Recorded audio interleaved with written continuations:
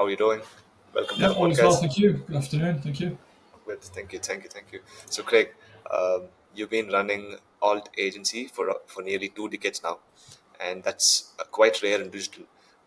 Take us back to 2006, right? What led you to start a web design agency back then? Yeah, sure. So it was actually a bit before 2006. Okay. I think it was probably about 1998, 99. I got my first computer.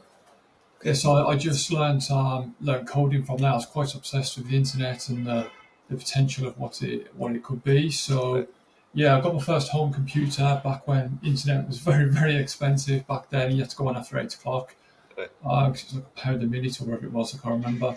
But yeah, I just got fascinated with code. I'm autistic as well, so reading code is actually quite natural for me. I didn't have any formal background or education, but that's where my love for web design started, which is building my own personal little Nice. websites, and then started building websites for a few local clubs and whatnot. But yeah, then Alt Agency actually came about 2006, I believe it was, off the top of my head. And yeah, it was just me as a freelancer really, and it just scaled up over the years. Well, the last nearly 20 years Okay. since then.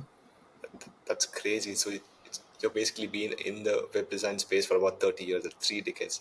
That's that's unheard of, to be honest. Yeah, I'm 38 now, so yeah, 26 years, yeah, since I wrote my That's first that's line of code when it was just like fiery text scrolling across the page and all this that's mad. That's crazy mad. stuff. Crazy. Also, from working with Formula One to charities, that's quite a wide range, right? Was there a So specific moment you know Alt had become something bigger than just a design agency? yeah, I guess our clients are all across the board really. There's no specific sector. We don't just deal with estate agents or we don't just deal with finance companies, even though we do attract a lot of them. But I think probably one of the biggest milestones in the company was probably when we did our real first hire. So we got away from contractors and started hiring to build the actual in-house team. So we had Right. something in-house that we could grow, scale, and sell into the future. Yeah, the project manager was really the first hire that we made. So Right. before that, it was me doing pretty much everything, writing all the briefs, plotting the designs, scheduling the development, literally doing everything you can think of, invoicing, attending meetings, lead gen, everything fell on my lap. So once I got the project manager, that took Right. the whole day-to-day project side off me Okay. really, and Okay. it's probably one of the most important hires that we've ever made. That's nice. You basically started hustling, started doing everything on your own, and then you did the first hire.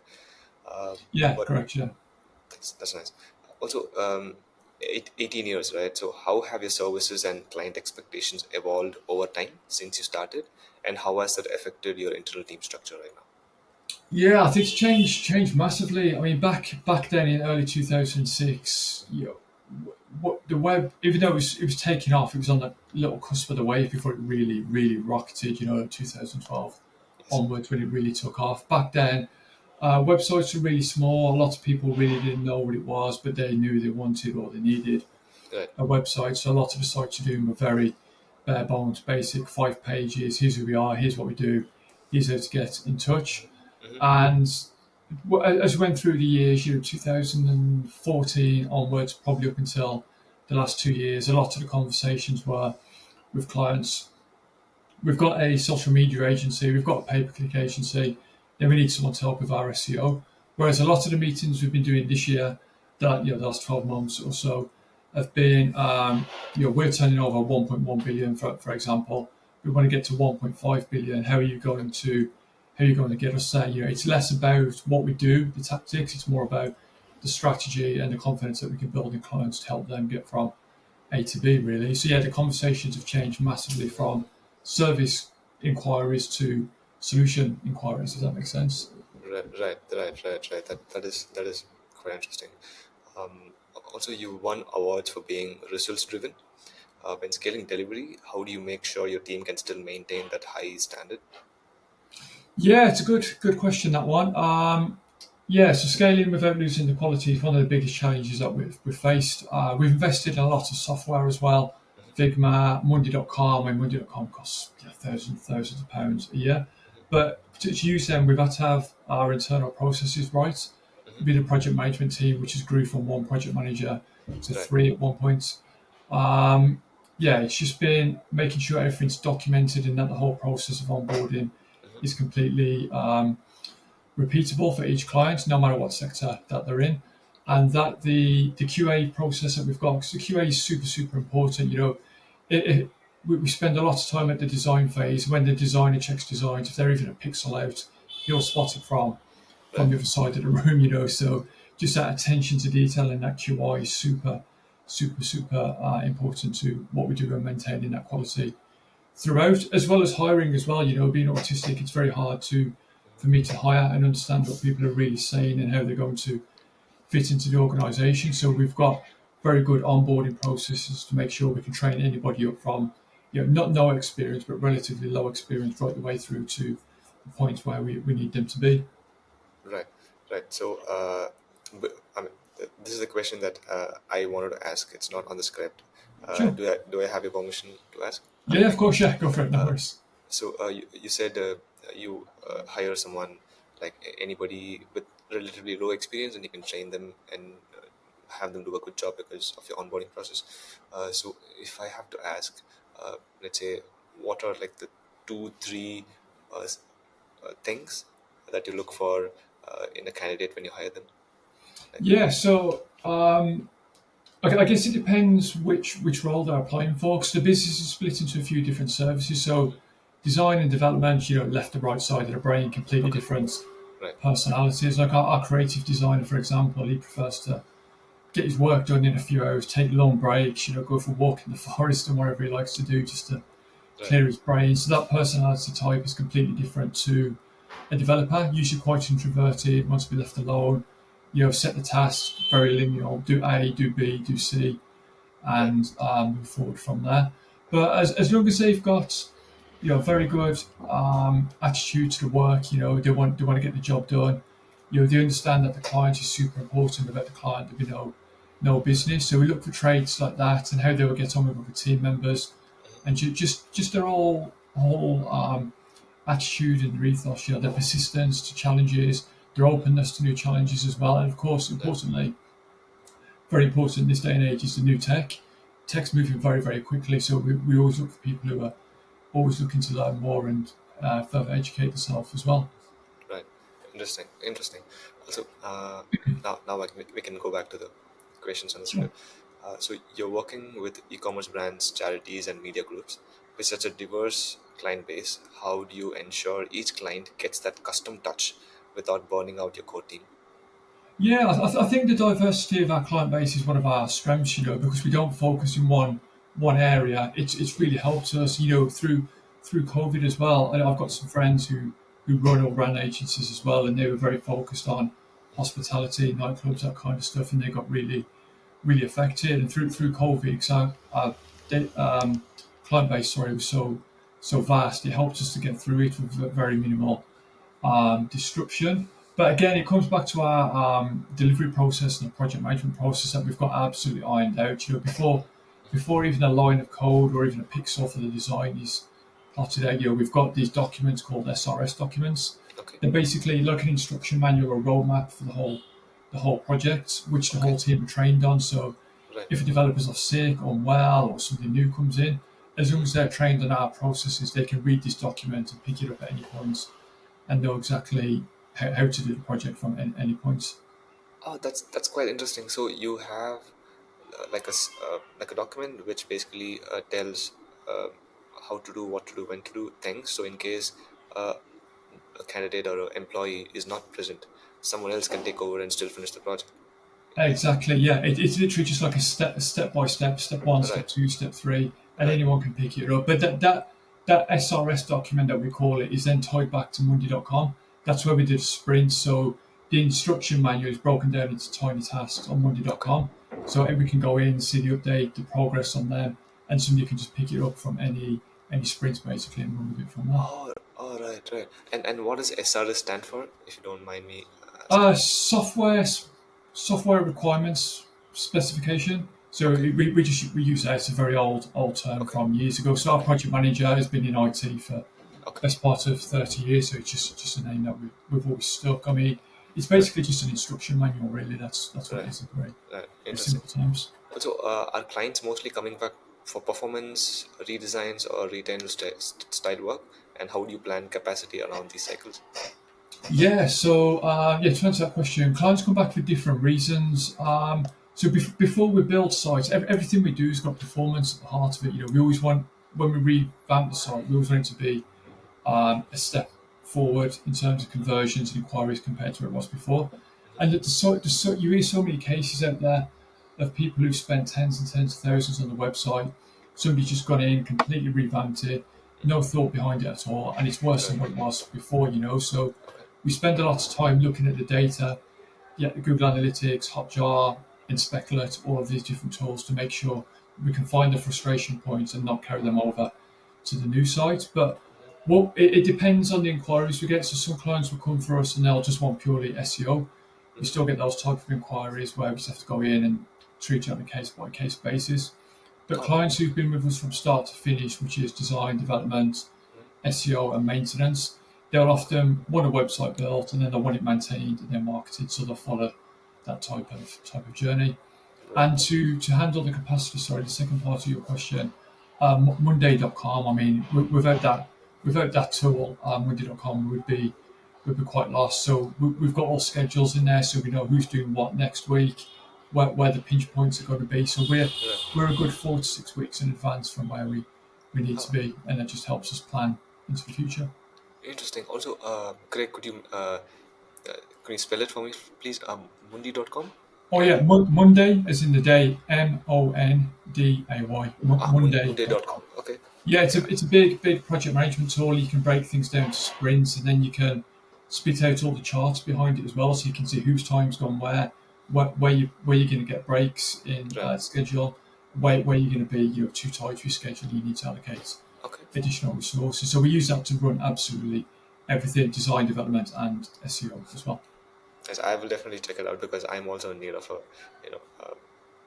something like a CRM. So I will definitely check out Mundi.com. Also, you focus a lot on CRO, right? So what's the most overlooked piece when a client wants a site to convert better? Yeah, from the conversion rate optimization, a lot of people don't look at the data. Yeah, a lot of people assume things, and they don't really understand where the bottleneck on the website is. So, looking at data, it tells you so much. It's actual real life data, whether that's Google Analytics or screen recordings like Hotjar or in Speculat. These things tell you where the exact problem is and what you need to fix. But a lot of people just don't bother going into that much detail, or they're not aware of that much detail. And Right. another thing that is super important with solo is, of course, split testing, different variations, different headlines, different images, different language on the buttons, different call to actions, different Right. colors on the buttons. Right. All of these little micro improvements add up over 12 months to quite big improvements. Right. Interesting. Interesting. Also, Greg, can you share a before and after story where after you went in and did the design changes, it significantly moved the revenue needle for a company? Yeah, so we've got one e-commerce client I can think of right off the top of my head. 40% year-on-year growth with their 40%? yeah, year-on-year, yeah, and that's all it's all measured as well. We can't make this stuff up. It's all measured and accountable as well. I think the average sale conversion the average conversion, sorry, increased by 27%, and the average basket value increased by 35%. I think it was off the top of my head. But again, it just comes back to micro, tiny improvements. So with this being a e-commerce website, they had one payment gateway on there. They've now got four, including pay monthly as well, which makes a massive difference. Customer support, we built AI bots for them, so people can go on there, find out where their orders are just by putting their codes and everything in, Right. and building, productizing the individual products, if that makes sense. But bundling them probably is probably a better way of looking at Okay. it. So bundling the products. So if someone's going on to buy a shampoo, for example, we can bundle it and they can buy all three together to Right. increases your upsells. Uh-huh. And subscriptions are absolute goals. They really are. So just rebilling the customer each month for new shampoos, conditioners, that's massively helped increase the sales as well. That's That's crazy. 40% year-on-year growth is unheard of. Yes, And and that's since 2020, I believe, we started working with them. So yeah, it's been across 5 years. So yeah, it's been a long time. Yeah, very very consistent. very nice, bro. Very good. Very nice. Thank you. Nice. Also, you built a team of creatives and developers, right? We just spoke about how creatives and developers are completely different people. Like Yeah, creatives, they need to work for a short period of time, then they, go off into the forest and take a walk or go for a yeah. swim. And developers, they need to be introverted and just focus and just do the task. So, what's your current process for finding new team members, and what's the hardest part about hiring right now? Yeah, so hiring's never been my strong point. I've made a lot of mistakes over the years, a lot of hiring mistakes. So Okay. I'm in no means any type of expert. I'm an expert in getting it wrong, but yeah, I mean it takes a lot of time. So I've got a good team of advisors around me as well. We've got a non-exec director, we've got who's a board advisor, then we've got the project managers and the heads of each department. So they're all involved in the interview process as well. Right. Right. But again, it depends what kind of role we're hiring for. I mean, we've just done interviews. We've probably just interviewed 30 people across the last 6 to 8 weeks for a biz dev role. We've ended up taking on two people. We were only originally planning to take on one, but Okay. yeah, I guess it's just understanding the personality the best that we can. And being autistic, it's very hard for me to read and understand people. I take things quite literally, so that's why I need the extra help around me from the non-exec, the board advisors, and the team members. So it's Right. more of a team effort. It's a wider effort rather than it just being on my Right. shoulders. Because yeah, that's probably the thing that I struggle with the most across the whole of running a business is recruitment for sure. Right, right. And I'm sure your hiring process is also quite lengthy because you mentioned 60 people applied and you ended up taking two people. That's like uh, less than 1%, less than Yeah, 0.5%. yeah. I guess we've kind of got a bit of a, rather than a ask me, tell me type thing. I guess we do a lot of, we narrow it down quite quickly. Rather, so it's rather than ask me, tell me, it's kind of ask me, show me. So like because this is a business dev role, we ended up, I think we went to about from those however many it was interviews that we did, we got it down to 3 or 4 that went through to pitches where they were pitching what they would do for the next 3 months. Designers have always been the easiest for me to hire because you look at their design work, it's visual, you Yep. like it, you can understand what's going on. Developers, yeah, I've got a development background, so I'm okay with hiring developers, but anything more kind of abstract and to do with business development, culture, account Right. management, that kind of thing, I've always Right. struggled with. Right. Also, have you experimented with remote or international team members? And if so, how does that work for you? So we've got team members who work remotely. I mean, we try and get into the office when we can and when needed for client meetings and client presentations and whatnot. Way back in my early days, we did when it was just myself back 2006 2007. We did quite a bit of outsourcing back then. It didn't really work for me, to be honest with you. Communication issues, internet Right. issues. I'm sure Right. they're a lot better now. I don't know because it's been Right. 20 years since we did that. But no, back in when it was 2016, 17 onwards, we started to try and build everything in house Right. that we could. Right. So, also, have you ever had a moment where you said, "We need help.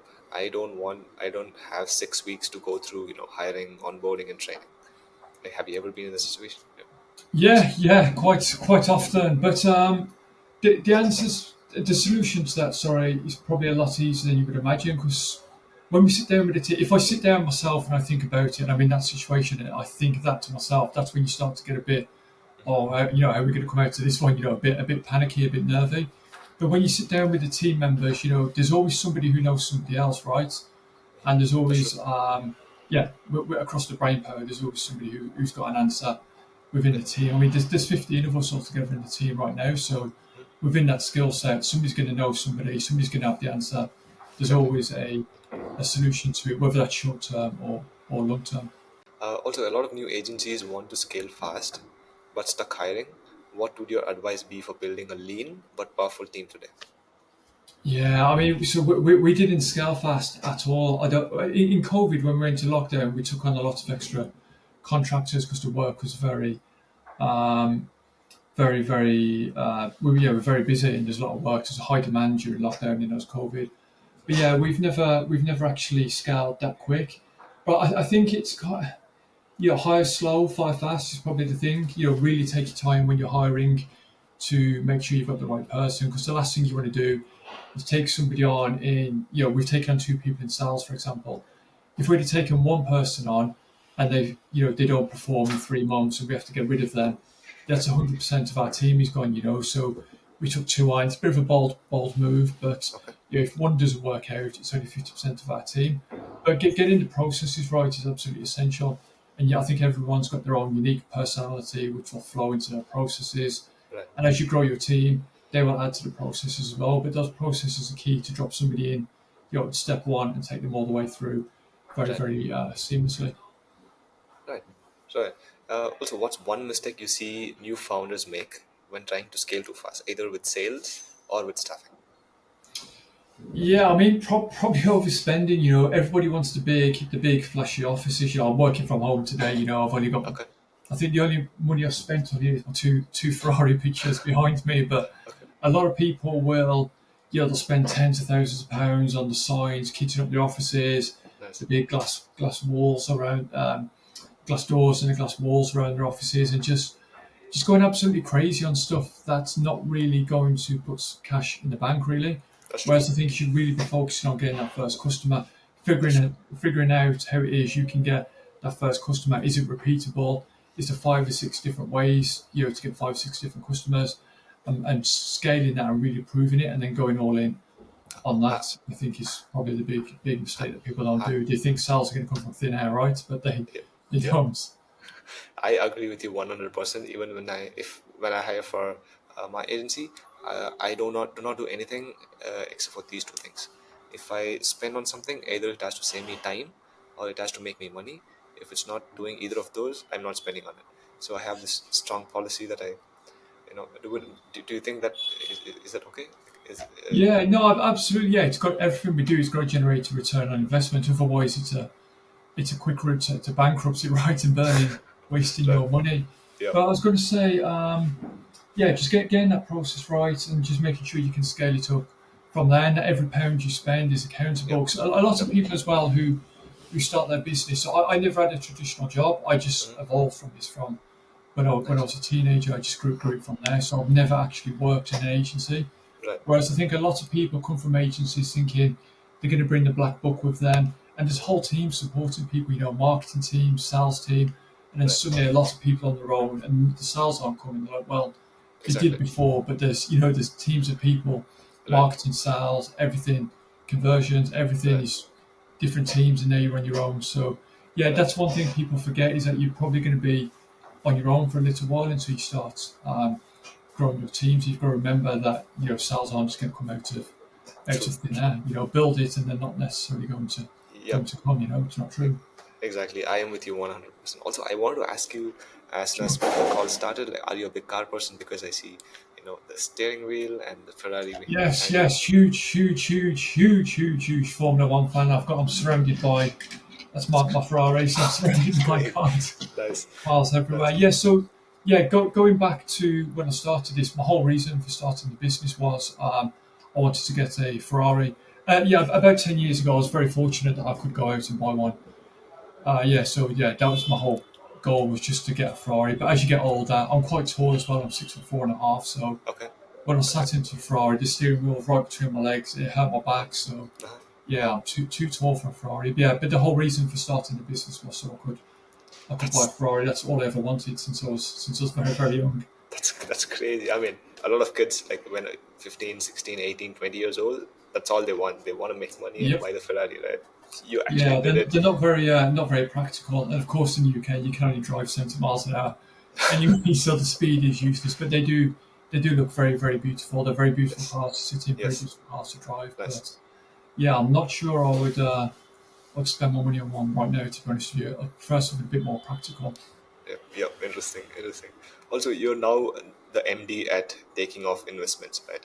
Are you That's seeing right. Yes. are you seeing more service businesses or tech deals? Yeah, so Taking Off Investments is my investment company, which I started up very recently. in the last two to 3 months. So Right. I've been investing and managing my pension through the company, investing in the stock market. Some of the companies I invested in were up 52% year on year, which I thought was quite good. And I was telling other people about it; they were quite impressed. So I thought, I could probably try something a little bit more on the side, and that's where taking off investments came from. So it's very early stages. We're only very early conversations with people, but a lot of them are tech SaaS companies that are looking for capital to scale up. They're looking to prove their idea and Right. scale it up from there. But the companies that I'm going to be investing in are going to be in my circle of competency. So I'm never going to invest in like a restaurant or a shop because I just don't. I don't understand that market. I've never done it. Anything to do with tech, they're the opportunities that we're really looking to invest in. But yeah, it's mainly tech companies that we're seeing their demand for. But it's only a handful of companies we're in conversations with. But yeah, very early days for now. That's quite interesting that you say that you do not understand the restaurant business. It's the same with me. I also do a little bit of investing, but I do not invest in any sectors where there are a lot of passionate people. Because Yeah, with a lot of passionate people, it's just crowded and it's very difficult to. I would rather choose something quite boring or something mundane, uh, where there are very few people and easy to compete. So yeah. I think it's that circle of competency. We invest in what we know. I'm sure there are people out there who invest in a yeah, complete true, wide range of things, and true, true. everything they touch turns to gold. But Yep. I'm a bit more nervous than that. I prefer to focus on what I know inside out and play to my strengths really to give myself the best chance. Fair, fair. Also, when evaluating founders or deals, what's a non-negotiable do you look for? Um, yeah, what's a non-negotiable? I mean, one of my favourite books that I ever read was a book called Think and Grow Rich by Napoleon Hill. I'm sure you've heard of it. I'm Yeah, sure everybody listening has yeah, heard of it as well. But yep, those key traits in that book, you've really got to look for in a founder. That burning desire, when you're being dragged through what feels like absolute hell, that you just get back up and you keep going and you want to keep fighting no matter what. Persistence as well is an absolute key because, with tech, there's lots of failures, but one tiny tweak and suddenly it turns around. But those traits, persistence, that burning desire to just, nothing's going to stop me. It's complete blinkered. This is going to happen, no right, matter what. And somebody who's focused on numbers and marketing as well, because business, if you've got cash flow issues, it's usually a marketing issue. Everything comes back to marketing sales, really. right, So right, someone who can generate business, the black book, and just start generating revenue as quickly as possible, really. right. Interesting. Also, we are almost at the end of our questions. First client you ever landed? It was for a author who was looking to launch their book. I believe it was back in about 2001, 2002. It's a little 2 or 3 page Okay, website that I think I charged about £20 for it back then, which when I was 14, 15 was a lot of money, back then. But yeah, it was for an right, author way back. right. And what's the most fun project you worked on till now? So the most fun project. I mean, we did a lot of stuff with F1.co.uk, which is really fun. So I love Formula One, as you can see in the background. Right, But we did a massive project for the NHS, which has got lots of simulations in to help the NHS streamline their processes and to fill up. Not to fill up, to free up more appointments and be more efficient. That was a really, really, really good, right, very, very challenging project. But they're also different. But yeah, that's just two that jump out to me for personal reasons more than right. anything. Fair, fair. And also one tool or software you cannot live without. Oh, that's got to be Monday.com. One day, Without that, I knew it. everything falls apart without that, right? Okay, Because we have no idea what's going to happen. I knew it because you. Monday.com for sure. Nice, nice. Also, what's the most underrated skill in a founder? Um, Probably the ability to zoom in and zoom out, which eh, the best way I can describe it, it's like trying to run a marathon and a sprint at the same time. You're trying to Right, focus on your weekly targets to meet your monthly targets, to meet your quarterly, to meet your yearly, and right, you're kind of then we've got the director who just wants to focus on the 3 year and the 5 year vision. So it's right, kind of trying to run a sprint and a marathon at the same time. I think you've got that skill and you can balance that, which can really mess your brain. It can really, really mess your brain up. It takes a true. lot of time. Get the free time to focus on one or the other. That balance of zooming in, zooming out, sprinting and marathons is absolutely I think, essential if you're looking to grow your agency and really sell it into the future and make it a valuable asset for you for years to come. That's quite interesting that you say that. Interesting. Thank you. Also, Craig, thank you so much for doing this. We are My pleasure.